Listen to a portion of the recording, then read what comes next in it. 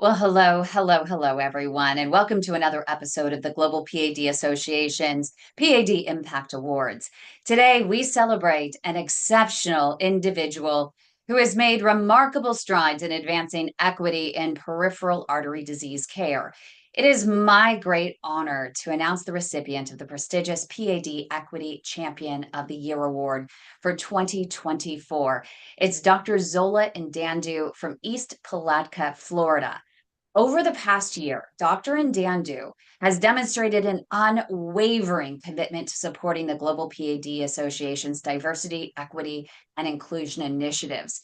His tireless efforts have had a profound impact on improving access and outcomes for underserved communities affected by PAD. One of Dr. Ndandu's key contributions was his integral role in our very first annual PAD, the Lived African American Experience Conference last February. Through his facilitation, he helped shape the crucial conversations that centered the perspectives of patients and communities of color. By actively listening to their experiences, their challenges, and their concerns, Dr. Ndandu was able to systematically identify disparities in PAD care and help us to develop collaborative solutions to address them. The criteria for the PAD Equity Champion of the Year Award are comprehensive, encompassing patient engagement, solution development, advocacy, education, measurable impact, continuous involvement, and also, most importantly, that personal commitment. Dr. Ndandu's exceptional work exemplifies these qualities, making him truly a deserving recipient of this prestigious honor. So please join me in welcoming Dr. Zola Dandu, the 2024 PAD Equity Champion of the Year. And in the following interview, we are going to dive deeper into his inspiring achievements and vision for a more equitable future in PAD treatment. Hi, Dr. Ndandu. Congratulations and well deserved on this honor. Thank you for all you do to save life and limb. Thank you. Thank you very much. Such an honor.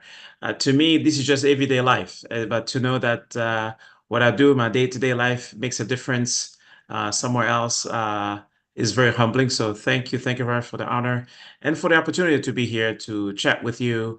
And hopefully we get to reach a large number of people to continue to raise awareness for the betterment of our brothers and sisters around the world. So, what inspired you to dedicate your efforts towards addressing healthcare disparities, particularly in peripheral artery disease care? To me, it came almost, it was not necessarily something that I planned. It almost kind of landed in a sense. I liked cardiology. I liked peripheral vascular disease. And when I finished my training, I really just got very, very interested in PAD. But the more work I did, I realized there was a large segment of the population that was almost left behind. And the question always came, what can we do to make things better? And so it's in collaborating with others that I've learned that there are many things that we can do.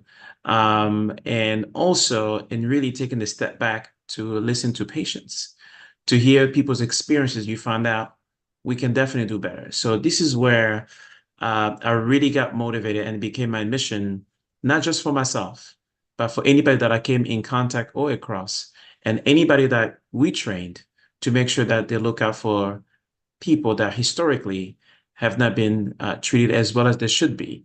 And so that's where I get my inspiration from. Can you share some specific examples of how you have engaged with PAD patients from diverse backgrounds and really listen to their experiences and concerns and help them to find some sort of resolution to these disparities that they experience? Absolutely. No, thank you so much. One particular patient that stands out is a gentleman that I met a few years ago while I was still in New Orleans. So this gentleman did not have any family. He lived by himself. He had a dog, and his dog name was Precious. Oh, And every time he came to the hospital for PAD related issues or other medical issues, he will always request to go home. And at times he wouldn't be discharged. So he will always leave. And when you look in his chart, It was documented throughout the entire chart. Non-compliant, leaves against medical advice. But nobody really spent the time to ask him, what is it that always made him leave to go home? Through our team, we're able to find out the reason why he always left is because he had no family. And his problem was if he ever got admitted to the hospital, who would take care of his dog? It was that simple. It's not that he didn't want care, but we just had to speak with him and find out. So there was an organization that we work with, and Kim, you also came on board to help with this situation. So eventually, whenever we had to do a procedure on him, we made sure everything was done as an outpatient. And if he ever had to stay in a hospital, we found a way through an organization to organize where Precious went to a kennel for a few days. He came to the hospital. We took care of him. And then when he would go home, the dog came home too. So eventually, his wounds healed. Never once did he leave against medical advice when we took care of him. But really is because as a team, we took effort to speak with him and to find out what were his thoughts. And so it's something as simple as him worrying about his dog that will make him leave. But many other folks before us didn't do that. And so experience like that gives you motivation to do even more. You know, what's interesting is that's not an isolated case. We have a large number of patients in our network with the Global PAD Association that we try to help, and they do have pets. And it's really important for people who do live alone to have pets. It really helps to uplift them. It helps them to get out walking. A study shows that people walk 22 minutes more each day if they have a walking companion, if they have a dog to go with them. And so we really try to accommodate these patients as best we can. And we had a patient that was actually right here in the San Francisco Bay Area, and they called the Leg Saver hotline. I went over actually to this person's house because they had no one to actually take them to the hospital to their appointment. I figured, well, you're right here. I might as well go pick you up.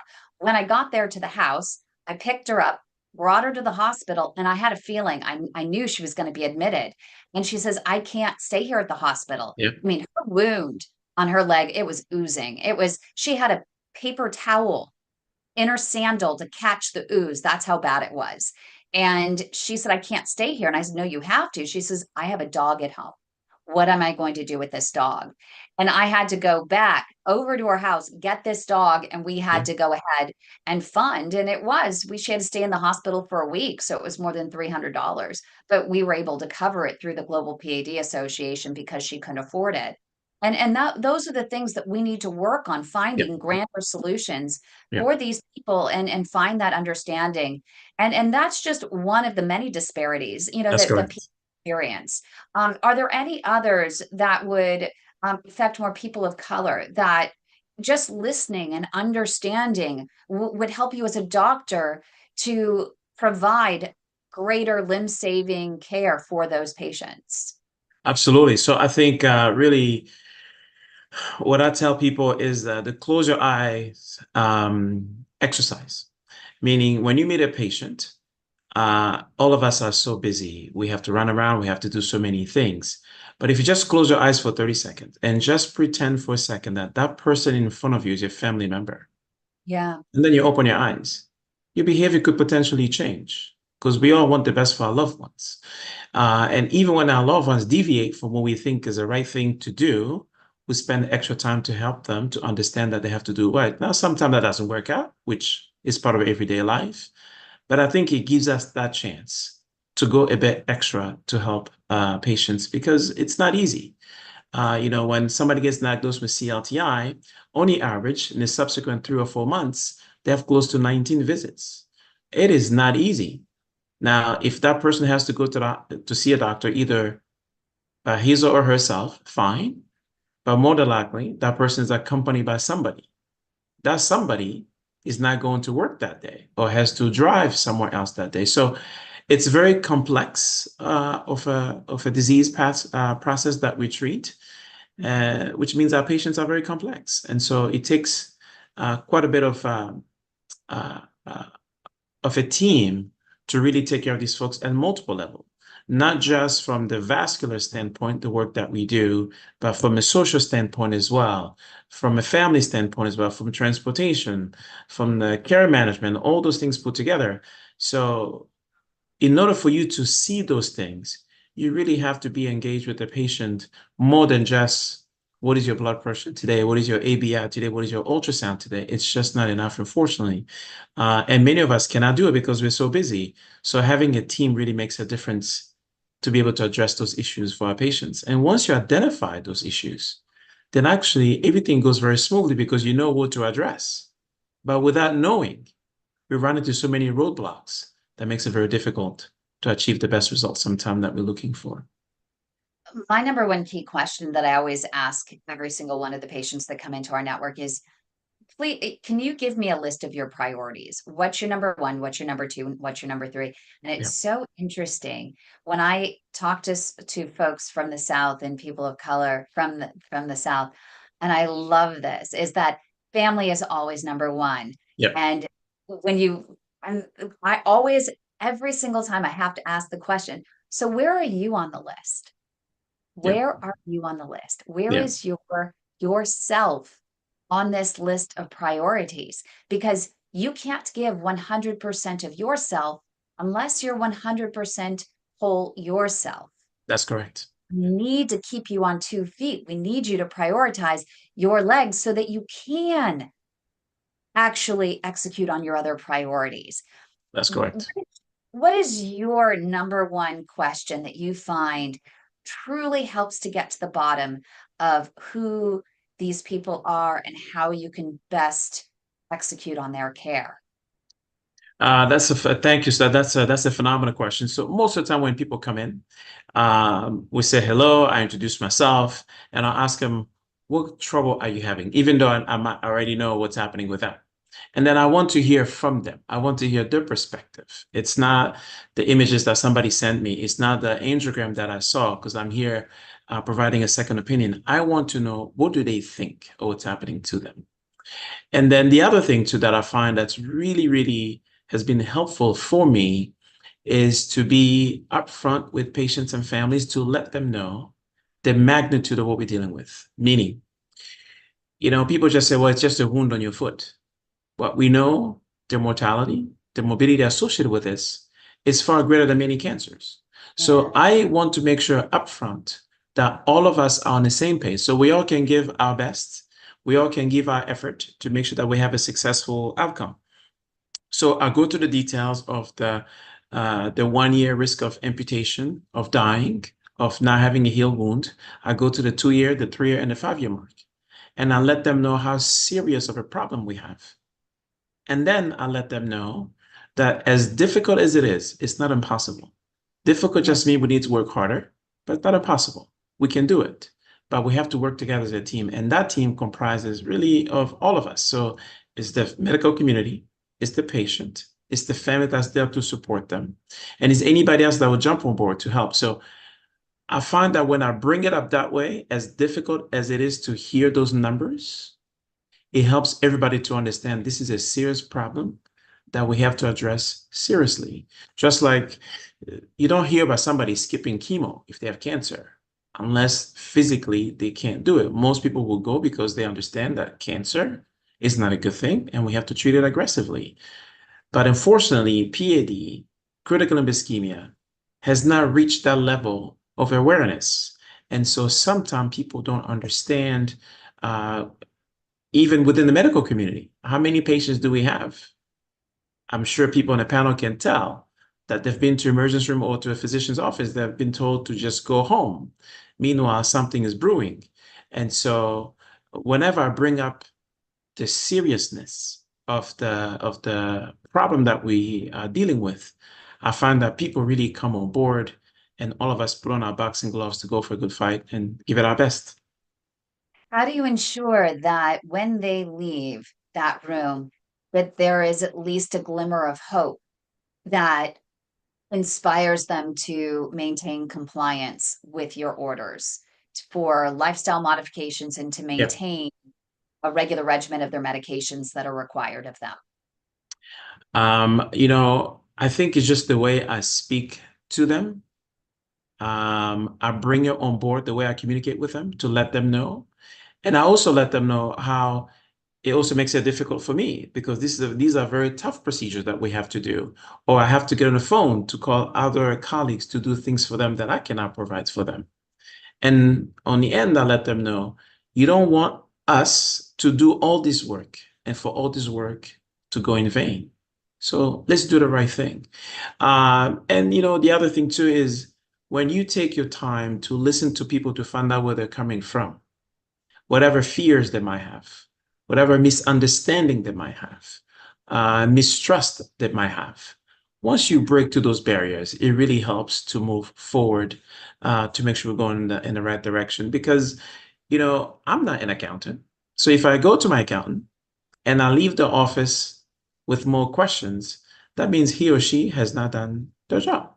And same thing with me. So when they come to see me, I want to make sure by the time they leave the office that all the questions have been answered, that they have an understanding about why we do certain things or why we're asking for certain things to be done. Otherwise, we haven't done what we need to do. And so when we do that, I find it makes it easier. Not always perfect. There's still plenty to learn. And I'll take any suggestions from our panelists who are here today for not just for me to be better, but for all of us to get better at what we do.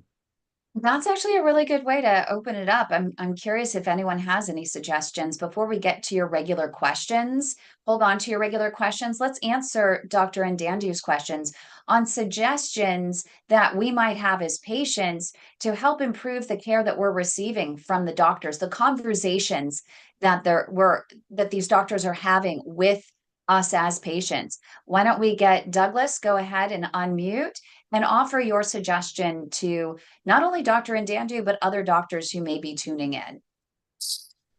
I, it's kind of a mixture. So it's great to see you again, Doctor, and Thank you. you're sharing your inspiration with us. It really does make a difference. You really are a spear in the sword there. Thank you.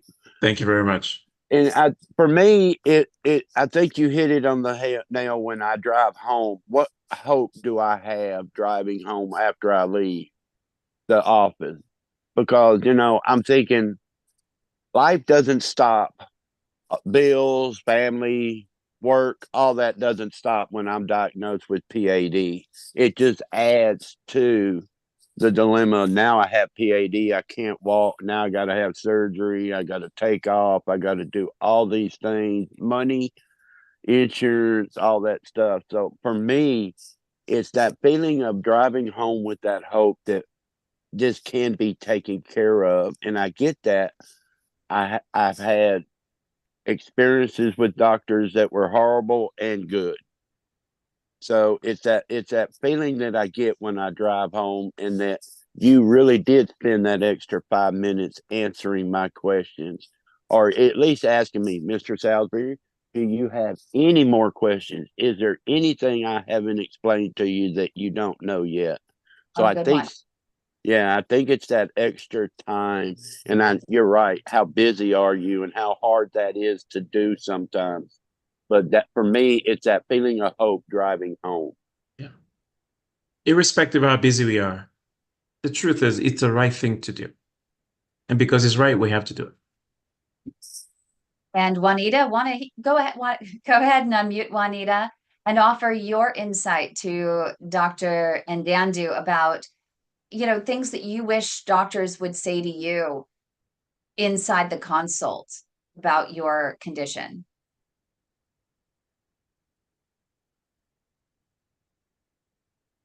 Oops, I don't see her right there. Oops, there she is. Hi, Juanita. Go ahead and unmute.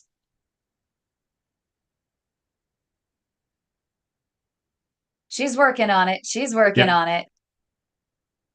And Juanita was one that joined us and was an incredible voice for people of color during our PAD, the Lived African American Experience. And so we'll get to a little bit more on that, her feedback on that in a moment. But back to your question, Juanita, we were sharing some insights for Dr. Ndandu. He asked the question about what advice would you give to doctors, for better communication during appointments about PAD to help you leave feeling inspired, encouraged, and with hope? I think for the most part, doctors should allot time for their patients when they get ready to. I know they're busy. I know I have many patients, but like the doctor said, thank you again, doctor, for My pleasure. Thank you. um, I think that doctors should allot time for their patients. And then when they get in to meet their patients, like the doctor said, find out something personable about them. I want to get to know you too as a human, but I want you to be aware of me as a human. Treat me like you want to be treated, in other words.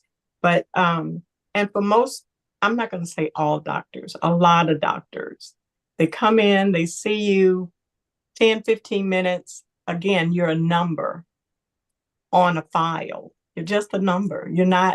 I'm not Nita at that time. I'm just a number. So he checks off all of his boxes and then he's gone, now having to deal with his associates, and people under him, which I greatly respect. I do. But I think that doctors should be more aware, especially if it's a new patient that you never met. This person comes in nervous, paranoid, freaking out. And if you don't take the time to get to know why that person is paranoid and freaking out, then you don't care about that person as a person. I freak out a lot these days. I have PTSD from doctors, especially here in Maryland. I'm afraid to go to the hospital, even though I know something is wrong. Something different is happening to my body. When you get paranoid and afraid to go see a doctor, that's something bigger. Yeah. Major. Another question, I have a question I want to ask. How do we, as a community, as a whole body of peripheral artery disease patients and doctors and nurses, how do we get in front of Congress?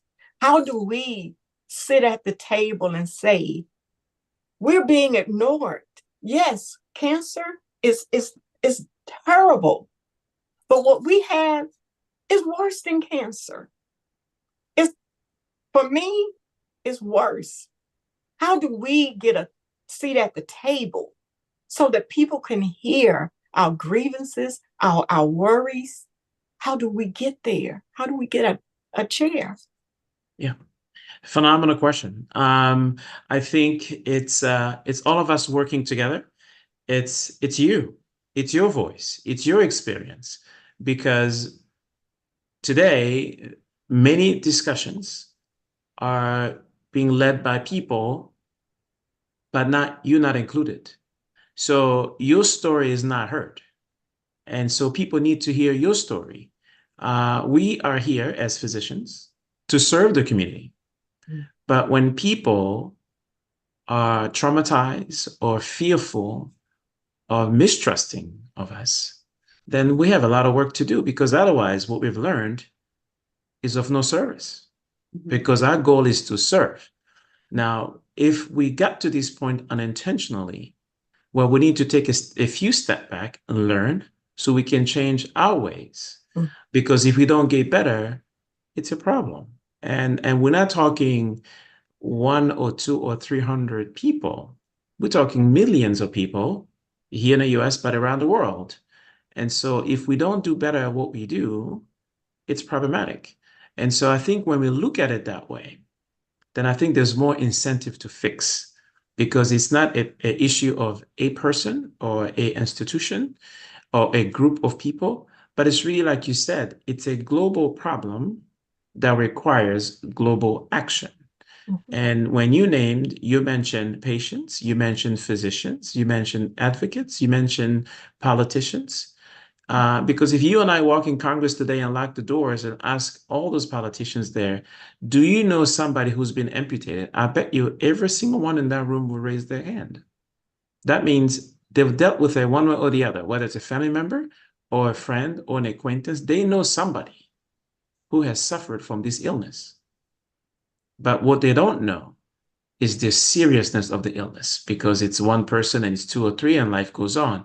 And so situation like this, radio interviews like this helps us to continue to let people know the atrocity that comes along with peripheral artery disease and what we can do upfront to prevent from developing it.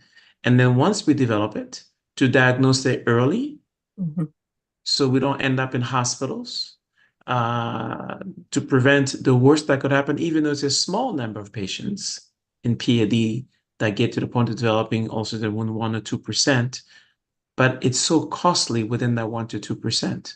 So if we can prevent that, it becomes really, really important. So your question is a very good question. And my advice would be, we have to keep knocking on doors until people hear us. And so what we're doing today, we're knocking on doors. They're going to keep hearing us. Yeah. We're not going to back down. And I Yep, go, and we need to continue. We need to start planning the next PAD, the Lived African American Experience event for February. We have to keep this going. We have to keep, just moving the needle forward, moving the needle forward. We don't yet have a voice over on Capitol Hill. We have connections to get there.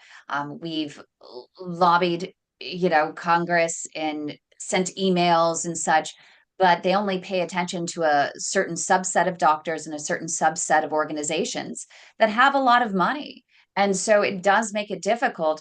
We've had the most powerful voices and message and insight. And that last conference that we did, PAD, the Lived African American Experience, I was inspired. I was blown away by the information that was shared, the emotion that was shared.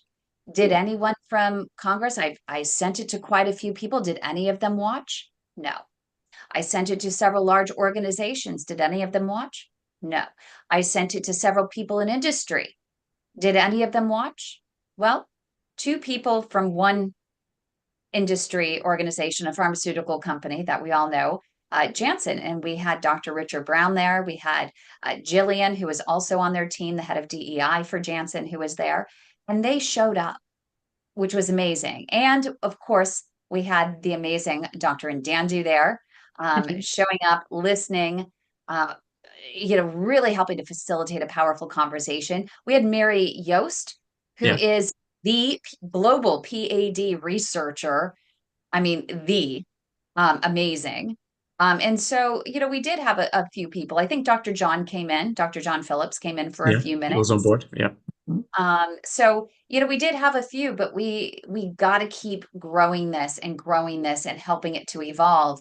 And the more that we share those videos over and over and over again in a variety of different ways, you never know when it's going to strike that right chord on that right day, and your message, Juanita, could become viral.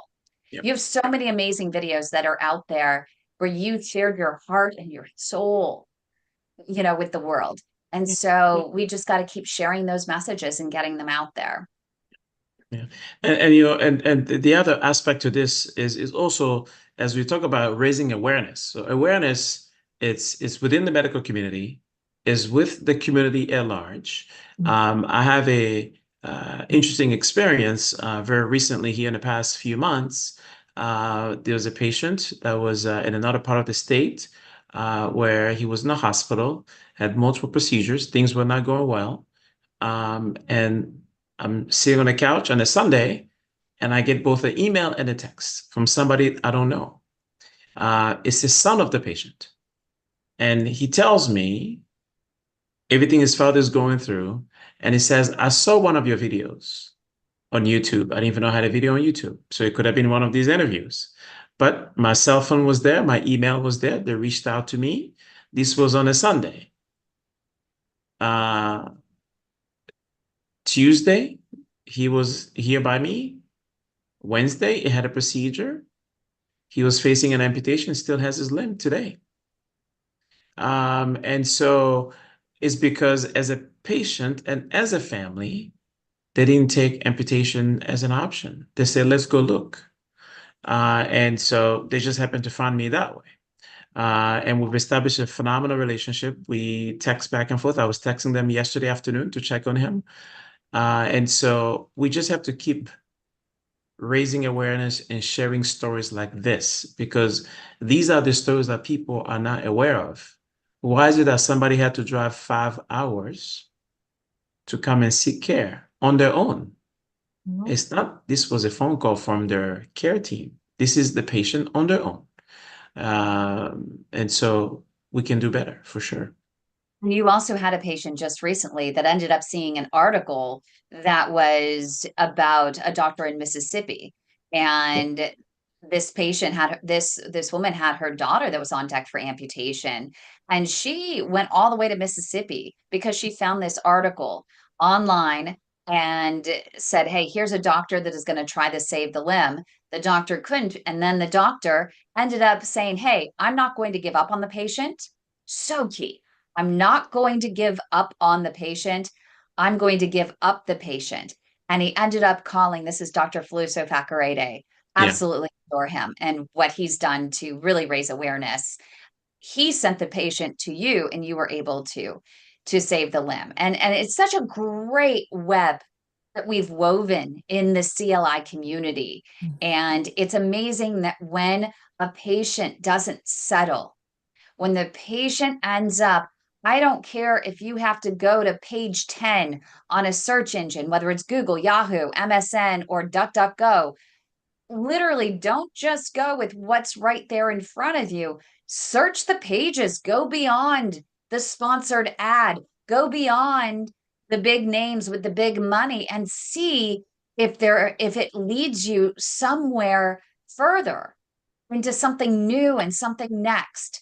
It's so important. And that's where they find us, because they're not going to find us as well with the Global PAD Association on the front page either, because we don't have those big bucks. But it's always amazing when they do, and they find us, especially through Facebook now. And big thanks to our YouTube producer, Joshua, on helping us to grow our YouTube channel. I know we love Joshua. Appreciate him so much. He was one of our volunteers of the year, which we still have to honor. But he has helped us increase the number of people calling our hotline because they have found our videos online and they're crying out for help, and we're able to facilitate getting them to limb-saving care. So every one of these videos, every one of these articles, every one of these posts, Juanita and everyone who's on here, you never know when it's going to hit. Yep. And even if it's just one person, that is one additional limb saved. And That's imagine, exactly it. like Diaspora, that each one of us does this, we're each going to save a limb, and those are going to add up. Yeah.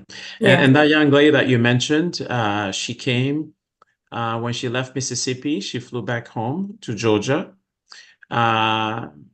Within 72 hours, we did a deep venous arterialization of her right leg. That was a leg that had the worst wound.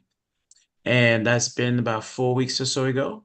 And she's coming back this Wednesday to have her left leg taken care of. But really, it would not have been possible without the network. And when she came here, we then put her in touch with our podiatrists, our pain management, our nephrologist. She does have a nephrologist at home, so that way they could collaborate whenever she's here in town for any kind of procedures.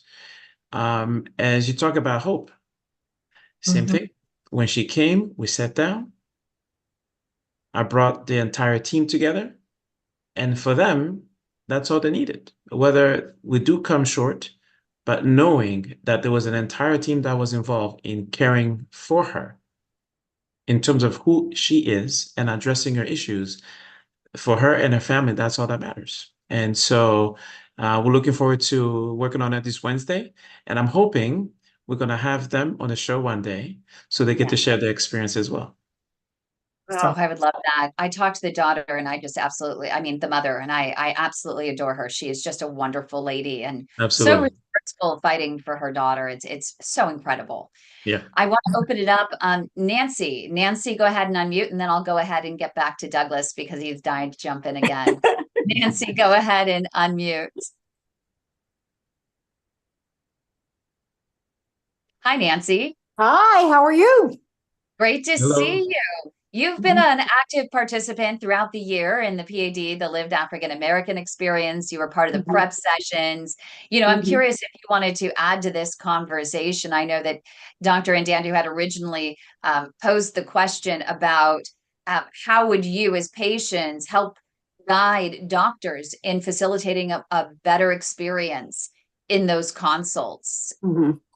Yeah, I just appreciate you, doctor, for everything that you're doing for our community. And I wish there was more doctors like you, Thank so, you. Thank you. and getting to know the patients a little bit, and that just means so much.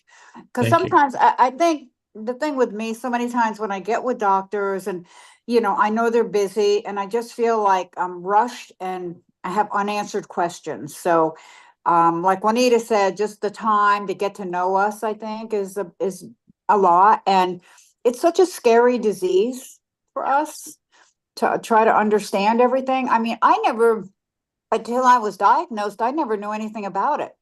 And so, Perfect example. and I'm Yeah. sure you run into that a lot. And Yes. so that's why I am want to get so involved with all of this, is to get the word out. And I think, but that's my main concern, is just getting to know the patient a little bit and the fears that we have, how scary it is. So, yeah. Thank you. No, definitely note taken. And you brought up something very interesting, that you did not know about this until you got diagnosed. Right. So I don't want you to think you are in isolation. This is a problem. Not uncommonly, some people, the first time they ever hear about peripheral artery is when they show up with a wound. They didn't hear about it before. And that's a problem for the patients, and it's a problem for physicians. There are many physicians who don't know that the patient have PAD until the day they get admitted to the hospital and they come back, they have a wound. Oh, well, this is a problem that didn't happen overnight. And so it becomes really important, as we talk about awareness, changing the way we educate ourselves, even as physicians. So we get to screen those patients who are high risk. So when we see our patients in the office, you get roomed as you're waiting for those few minutes before we come in.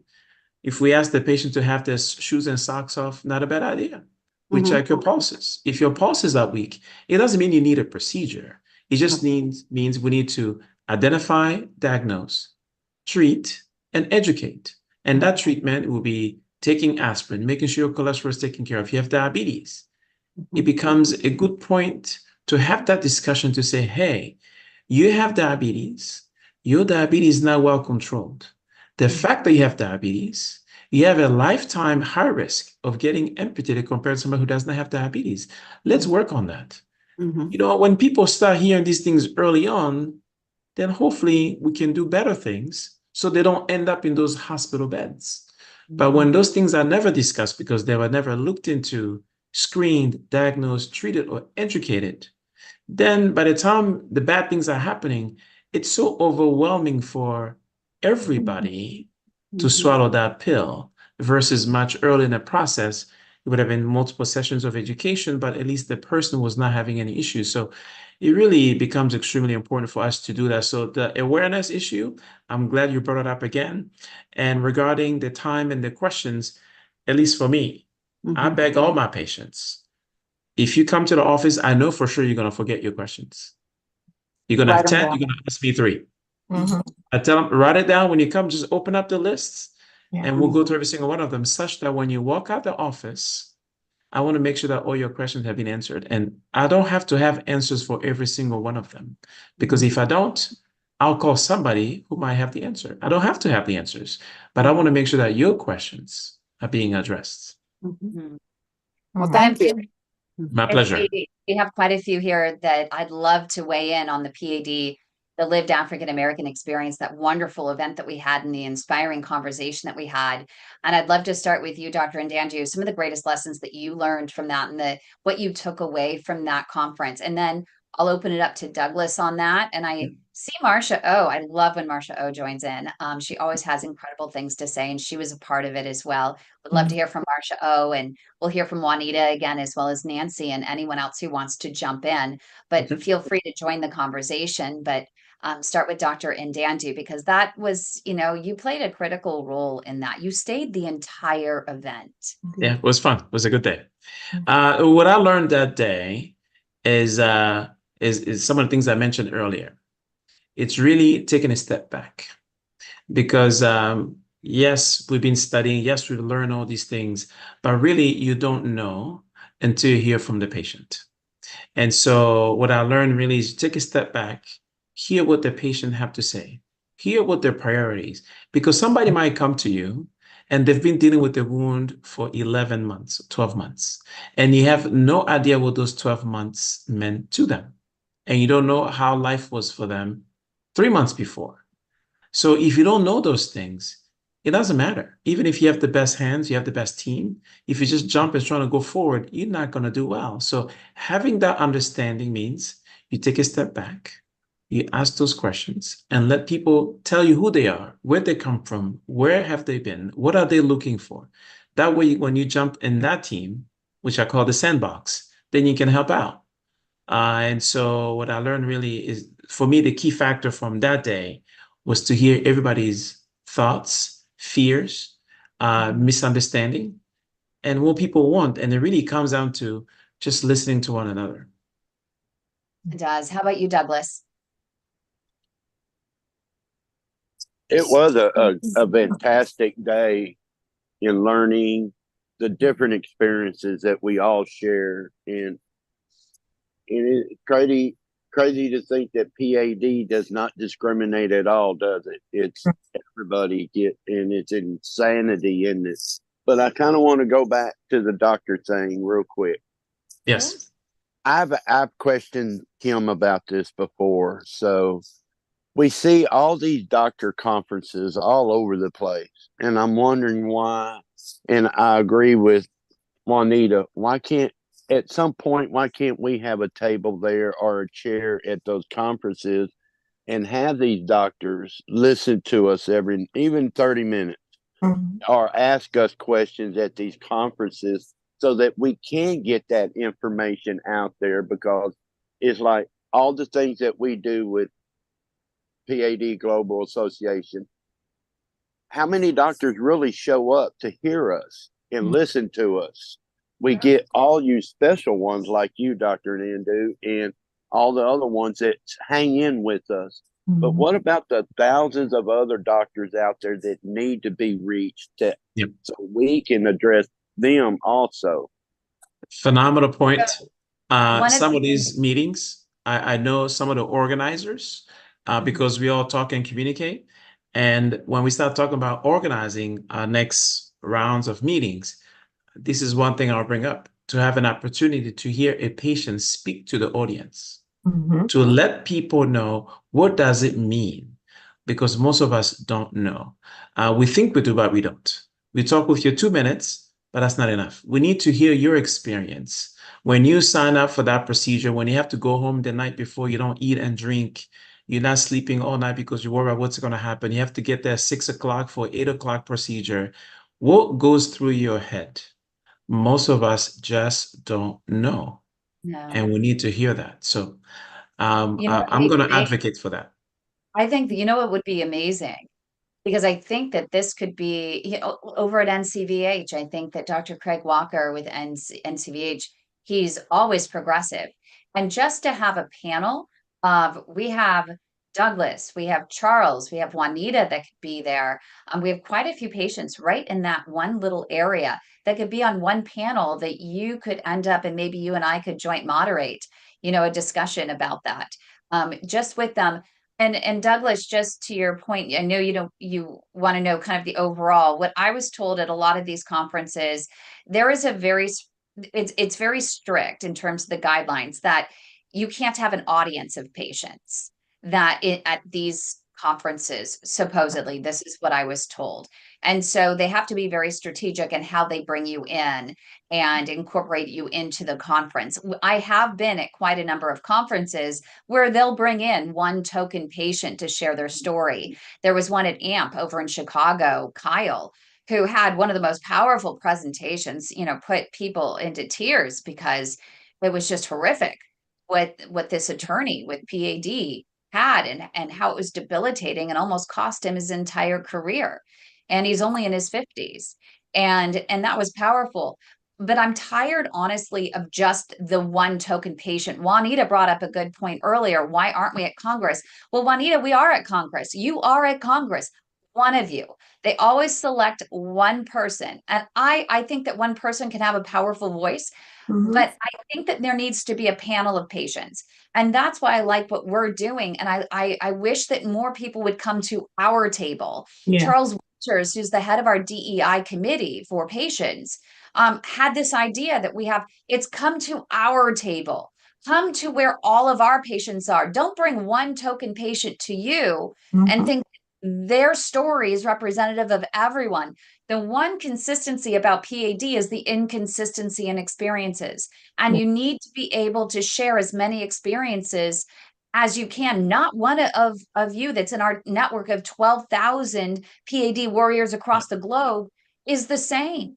Each one of you even has just one difference, that factor that literally throws me off my game and sends me in a completely different direction for your care than someone else. And so it's also why I don't post a list of doctors on our website, because there might be a fantastic doctor, might be the best of the world, but are they the best of the best for you? Do they fit your insurance? Do they fit your geography? You know, there are a lot of factors. Do they have a good bedside manner or a bad bedside manner? So many things are involved in making that decision of what doctor might be right for you. And so I really think that we need to take a whole different approach rather than going to their conferences. Now, sometimes you have to meet them where they are and maybe start with the panel, Dr. Dandu, over at one of those conferences. But how do we get them then to come to us to show up for these types of events where they can actually hear from a larger number of people from a variety of different experiences across the globe? And go ahead. No, that's really important. So I think having these discussions as we've been having, and then for those of us talking with other colleagues to bring on board. And what we should do is, I think these conferences that we do, we should do it more often, meaning enough time to bring in other physicians, other experts, so they can hear these stories. Because every time you hear this, it changes you, the person, but also changes the people around you. And so we then have to turn around, like when I finish here, I need to be able to share these stories with others so we can make people better. Not that people are not intelligent. People are very intelligent. People have their boards, they pass the testing for the different specialties. That's not what we're referring to. What we're referring to is to be able to have empathy, to be able to listen, to hear people, to understand people are coming from. Before you say the word amputation, when you say, well, in my hands, nothing can be done. Okay, that's fair. But is there somebody else that could offer something to that patient? You know, our patient care should not end with where our skill set ends. Where whatever I cannot offer doesn't mean that's the end of you. There's somebody somewhere, but you have to have it within you, loving enough empathy to say, let me call that somebody that will help. And so that's where we learn these things. And so the more we have these discussions, the better. And so we need to reach out to more physicians. Hopefully they can join us more. And hopefully with the help of Josh and many other people, we can get these videos to reach more people, because when they see this, they get to learn, and hopefully we can make things better. I love that Tom on our YouTube channel, and he's joining on our YouTube channel, is saying that we need to have 4. And we had planned for the PAD, the Lived African American Experience. We planned to have 4 conferences actually during the year. And we did end up getting, Philips ended up as a company supported us in the first one, but I had applied for other industries members to try and support additional conferences, and we couldn't get anyone to support. Something has happened to DEI. And in fact, our DEI chairman, Charles Winters, had asked Dr. Richard Brown, formerly of Janssen Save Legs, Change Lives program. He had asked him, what is happening with DEI falling apart, and how do we come together and move forward with this message and with this movement? Hmm. I That's don't a know if tough he's question. on board. Is that a question for me, Kim? Yeah. No, I just think, sometime, movements get labeled and people get excited about names. And obviously we know, one of the reason why in the African American community and Latin community, the amputation rate is high is because of some of the things that happened historically, from structural racism to institutional racism. And racism, or race in general, is a very polarizing subject in the country.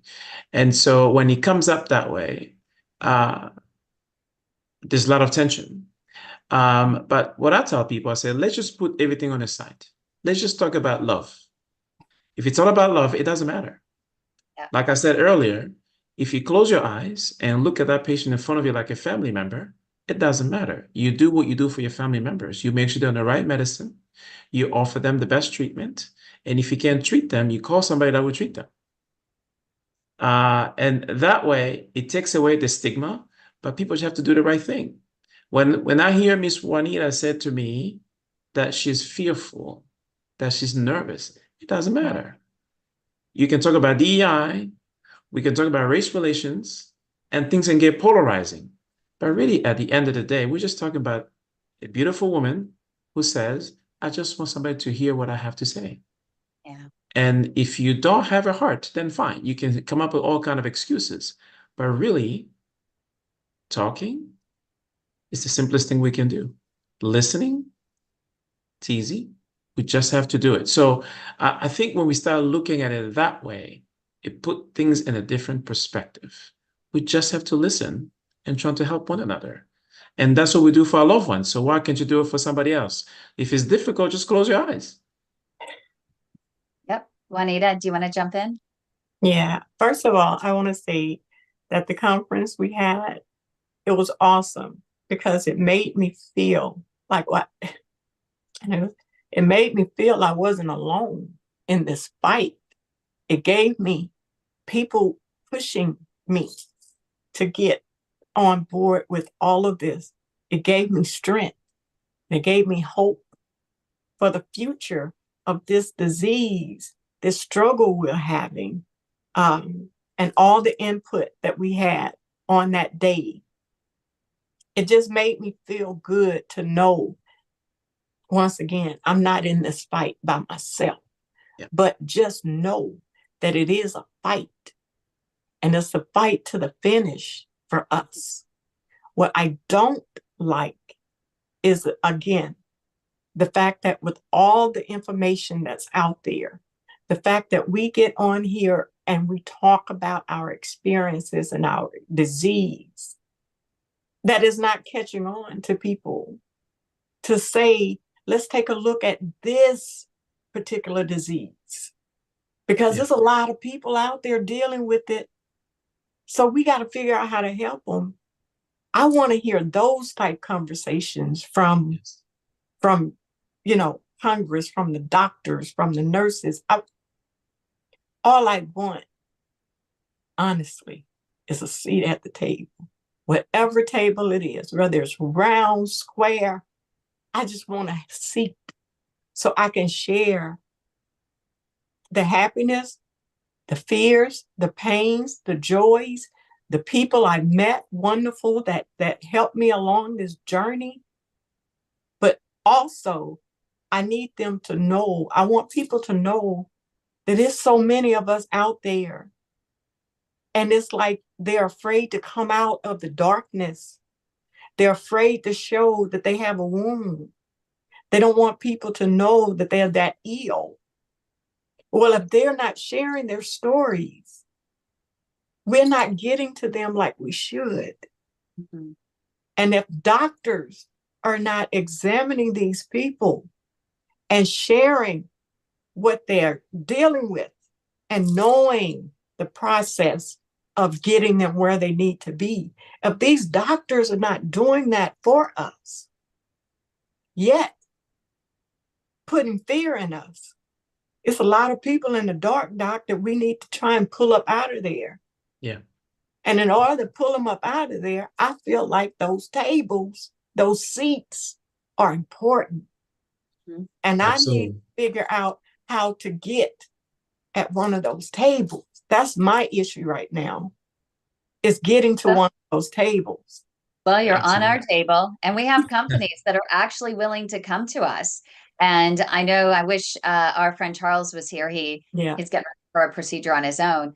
But we have been approached by a couple of companies that want us to be at the table.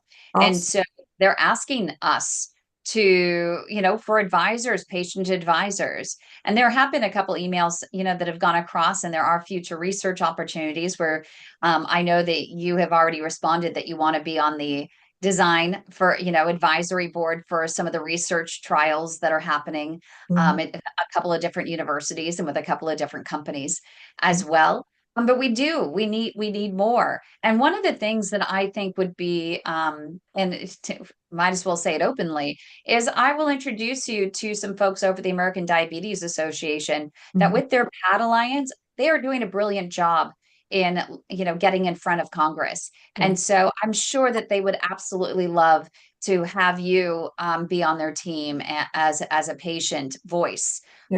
It's so eloquent and so passionate. With such, depth of experience. So I will make sure to do that next week. So remind me. I want to also just incorporate, if there's Marcia, we have Kim, we have Bruce, we have quite a few other people, Patty, that are on here. Kim, if you want to go ahead and unmute and you want to share some insight, or you have a question for Dr. Dandu, I'd like to open it up before I offer my final 3 questions, because we're wrapping up this hour here. We've taken up so much of your time on a Sunday, Dr. Dandu, and we just appreciate you generously donating it. Let me see. Bruce, do you want to go ahead and jump in? How about Marcia or Kim? Okay. Hi there. Hi, Bruce. Hello. Hi, Bruce. Hi. My wife just went through 2 procedures. The first one was a botched atherectomy, and then the second one we got to a good doctor at UCLA that fixed everything. And she has good blood flow and everything. The procedure was perfect.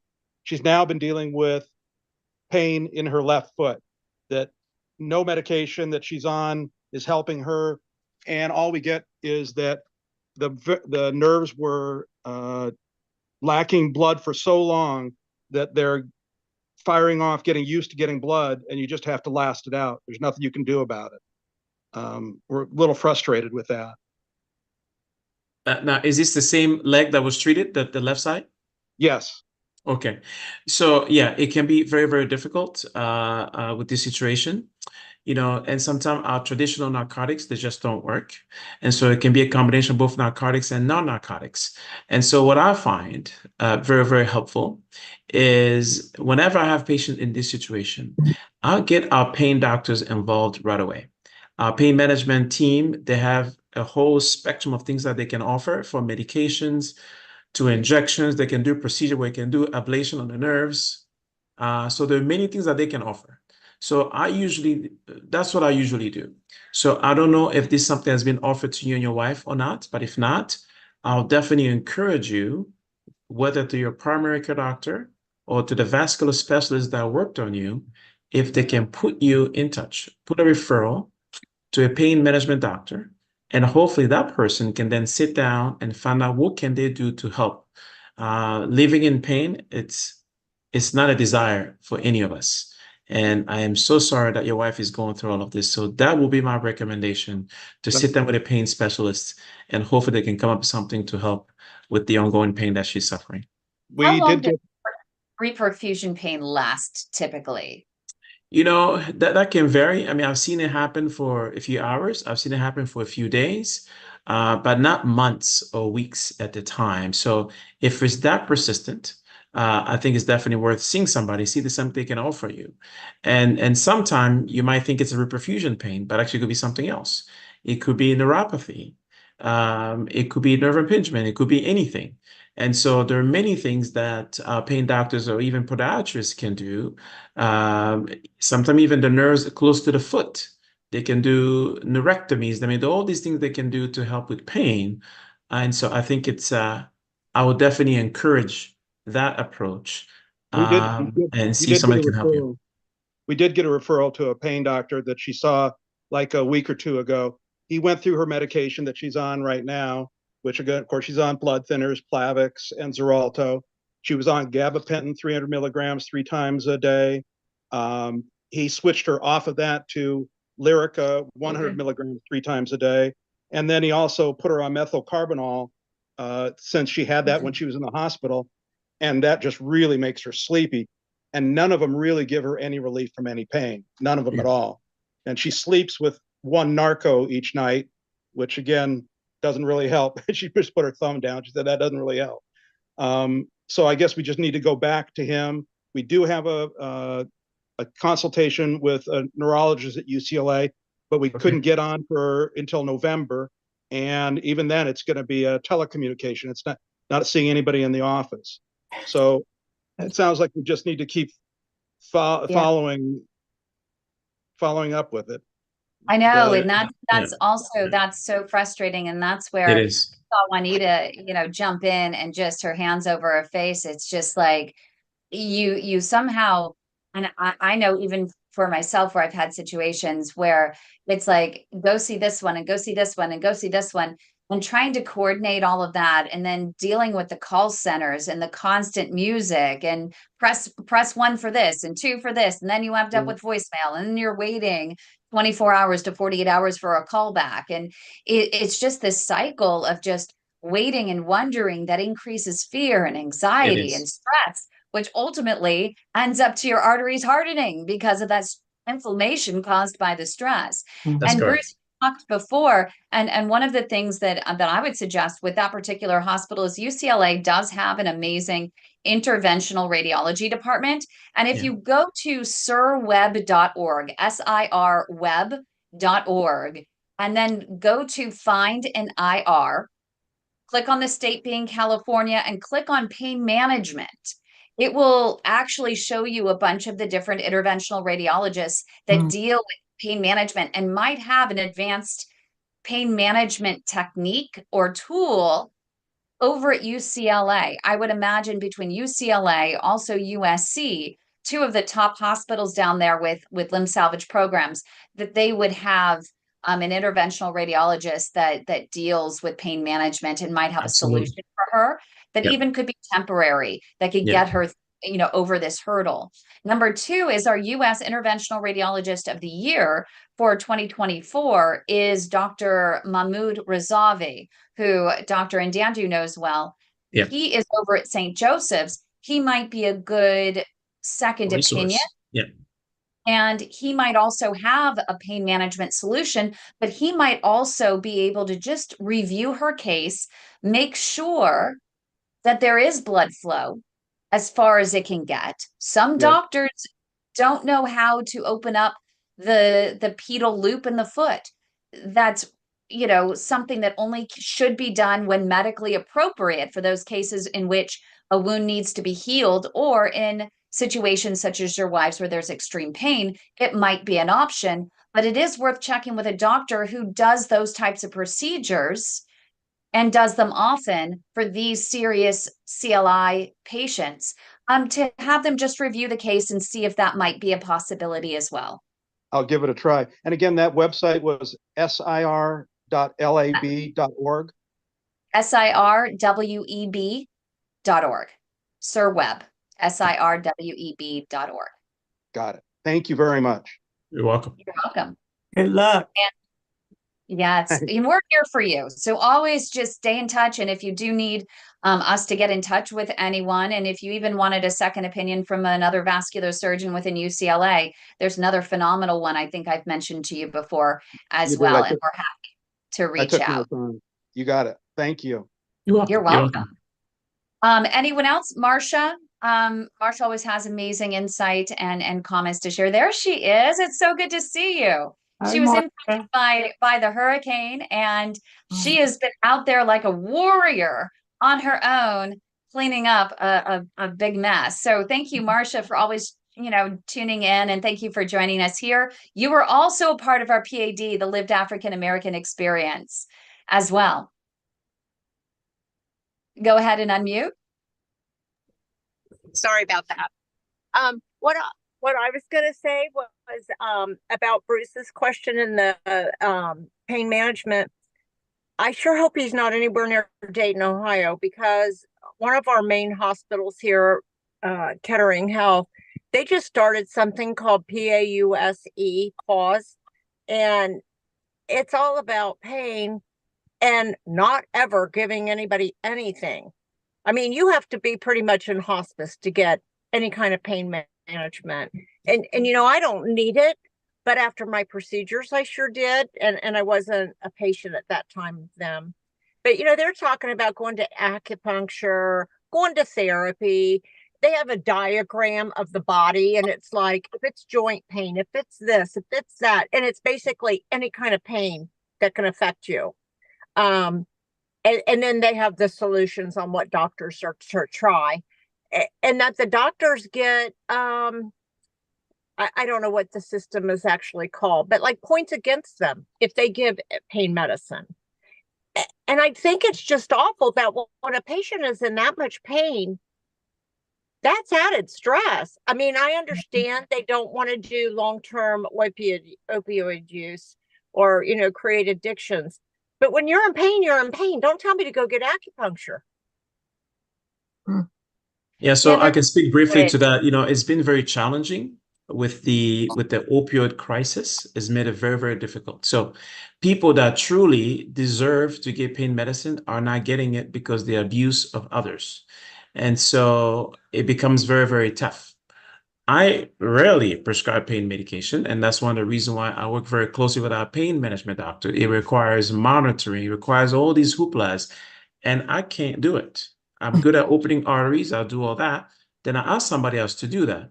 But I just want to let you know, to play devil's advocate, physicians are not out there wanting their patient to be in pain. It's just the system has become so difficult. And as you said, at the end of the month, I get an email that tells me doctors like me in my specialty who see as many patients as I see prescribe this many narcotics, and you prescribe that much. When you're above that line, you wonder, what am I doing different than those people? Or, so you're right. It's not easy. Unfortunately, so many people have abused the system. And that's why we're in this predicament that we are. So that's why going to a pain management doctor becomes so important, because you have somebody who specializes in the field and they can find a way to help versus many of us who are not. And all the requirement that it takes in collaboration with the state and the federal government for all the monitoring purposes, which are not easy for sure. And so it's a very difficult thing. I'd like to raise a point. I don't consider myself elderly, but maybe by standards of hospitals, I'm 65. I probably am. I'm single. I live alone. I live remotely. So just for me to have a procedure is a major ordeal. So to expect me now to deal with a whole new system when my pain management might only be a week after surgery or, a short term, it's like, you're forgotten. They don't care. It's like I can't even get a ride home from, not that this is an exaggeration, but just getting home from the hospital, not being able to drive is a major feat. Now you want me to go, travel 30 minutes for another thing while I'm in pain and while I'm still alone and while I'm healing wounds. Not easy, for sure. Absolutely. And so I think that's why it's important. If you go back to the comments we mentioned earlier, when we spend time listening to people, talking to each other, we have a much better understanding.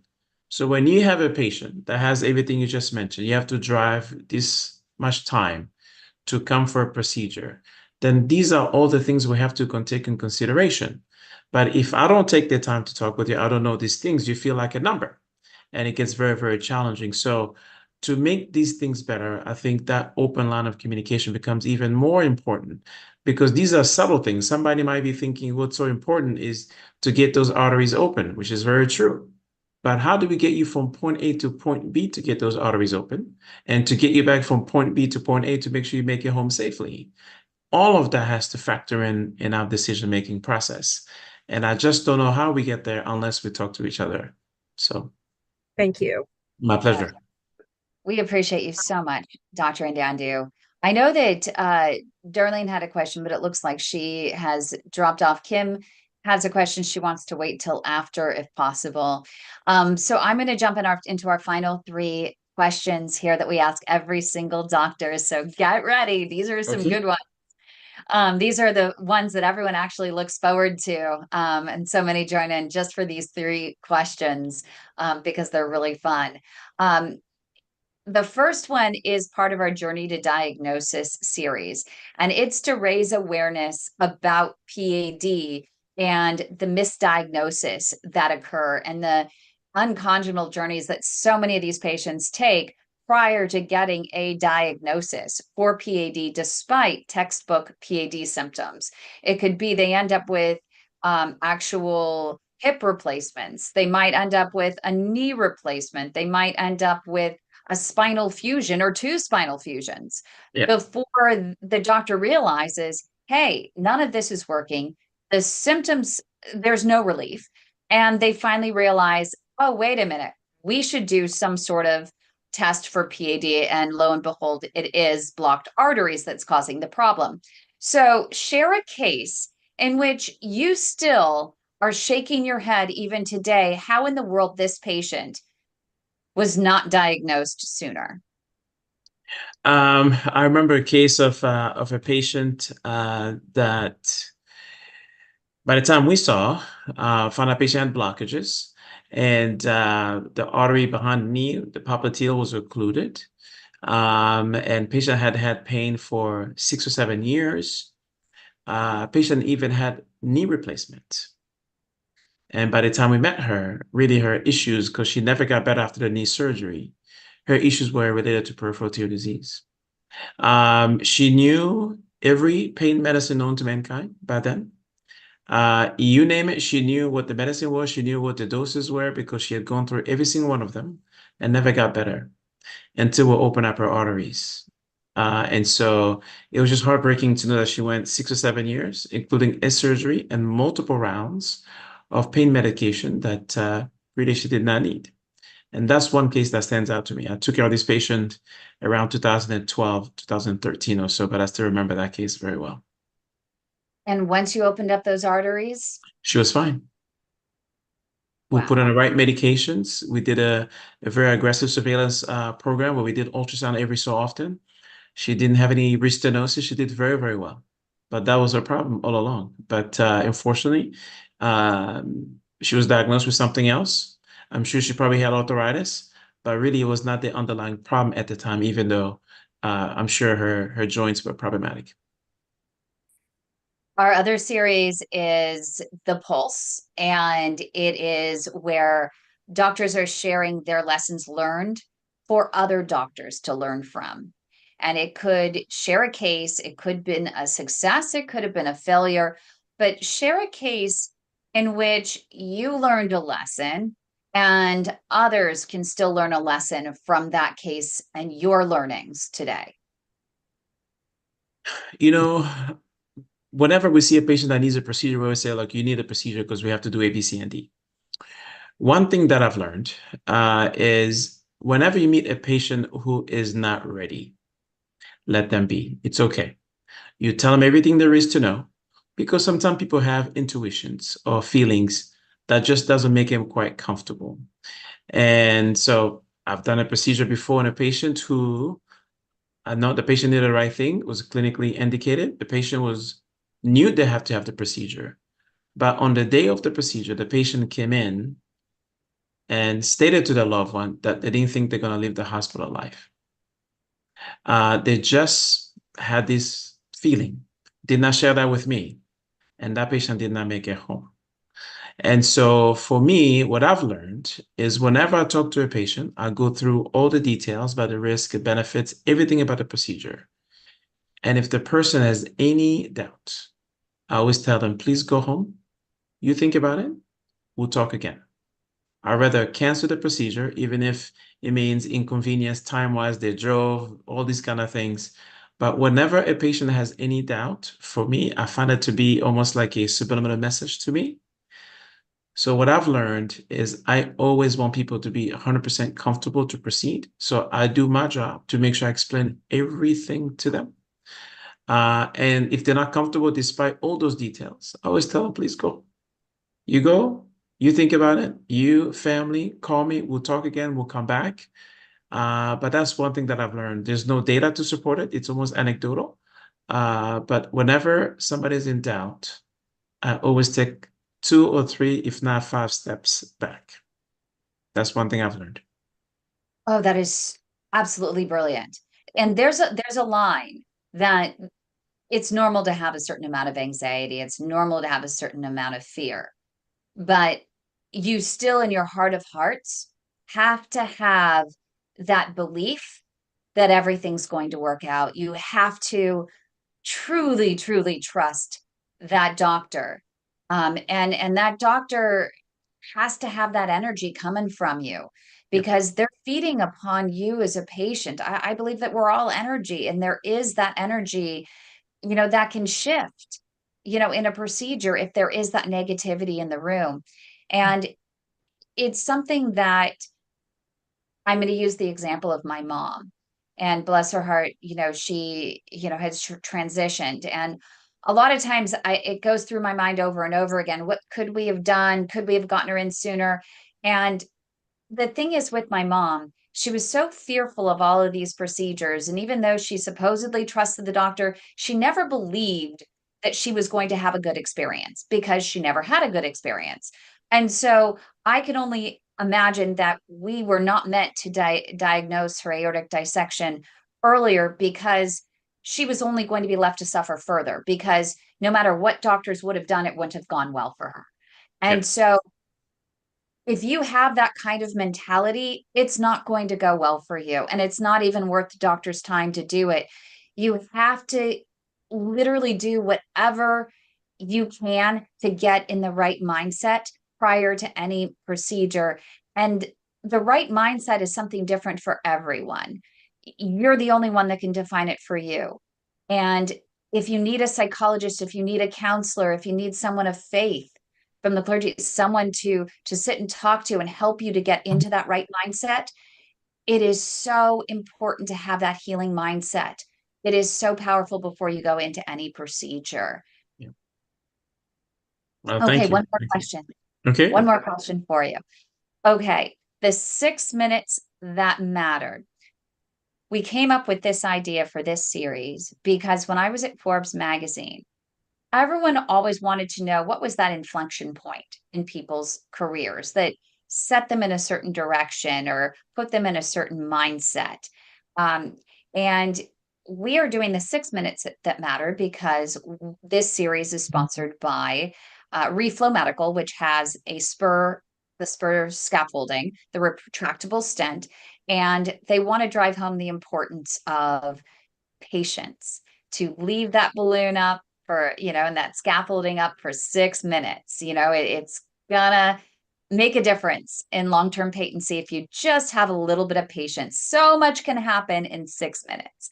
So that's the whole idea. So we want to know, just, take that with a grain of salt, but what were the 6 minutes that truly mattered in your career? Was there a movie that you watched, a scene in a movie, a clip, a presentation, a conversation with your wife, maybe a conversation with your kids, conversation with a mentor, something you witnessed? What were the 6 minutes that mattered for you? Great question. A lot of thinking here, and I'll try to do it as quickly as I possibly can. So a couple of things. I think my training definitely played a massive, massive role. So I already had the training. I had the skill set. But a couple of things happened. In 2010, I went to Viva conference, and I was sitting in the audience, and there was a live case from Germany. Dr. Andre Schmitz and Derek Schneider were doing a case. And I was just mesmerized about what I saw them do, how they were taking care of patients, retrograde access, live case, and got it all done. At that point, on that day, it clicked for me. That's what I wanted to do. And it was also at that conference that I met Dr. Mustafa for the first time in person, even though I knew about him because I read things and things like that. But it was the first time we met in person. But that conference really changed my perspective. And then when I moved back to New Orleans to be faculty at Oxnard Medical Center at the Kenner facility, with that underlying fire burning within me, and then I saw the need and the joy to do peripheral arterial disease, it really drove me to do what I do. So that really stood out for me. And so if I have to talk about a particular event, that's one of them. And obviously the many patients that I've interacted with in the past who, in a very unsolicited manner, have given me more actually than I've given them. And so here I am today. Thank you so much. Dr. IND Dandu, our PAD Equity Champion of Thank the you. Year for 2024. Thank you for all you do, again, to save life and limb. Thank you. Thank you very much. Appreciate it tremendously. And I want to thank all the advocates that are here, all the patients that are here. Your voices are being heard. And we're going to keep pushing the envelope for more people to hear what you have to say, because that's really the only thing that's going to make us better at what we do. Irrespective of what we've done so far,